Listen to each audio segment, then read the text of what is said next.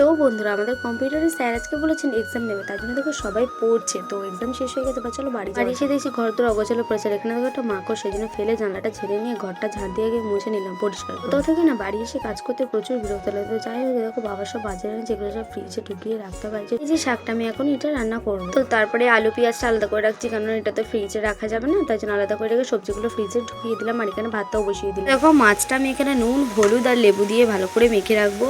জানি মাছটা ভেঙে যায়, তো আজকে যেন না ভাঙে। তো চলো রান্নাটা করে না যাও। তেল দিয়ে পেঁয়াজ দিয়ে দিলাম, এই যে দেখতে পাচ্ছ দুটো কাঁচা লঙ্কা দিয়ে দিলাম। এই যে আমার মশলাও হয়ে গেছে, লাল লাল করে পেঁয়াজ ভেজে নিয়েছি। এরপরে ঝাল বাটাটাও আমি দিয়ে দিলাম, টমেটো দিয়ে দিলাম, ভালো করে কষিয়ে নেবো। নুন দিয়ে দিলাম, হলুদ দিয়ে দিলাম, জল দিয়ে আস্তে আস্তে ভালো করে কষিয়ে নেবো যতক্ষণ না তেল ছাড়ছে। মাদের জন্য ভাজা ভাজা করছে, কিছুটা জল দিলাম, বেশি জল দিলে হবে না, মাছ থেকে জল ছাড়বে। এই দেখো আমি মাছগুলো দিয়ে দিচ্ছি একে একে, তারপরে গ্যাসটা একদম কম করে ঢাকা দিয়ে দেবো। তো ফাইনালি দেখতে পাচ্ছ আমার লোটে মাছের ঝাল হয়ে গেছে। মাছগুলো কিন্তু একটাও ভাঙেনি। দেখা হচ্ছে পরে ভিডিওতে।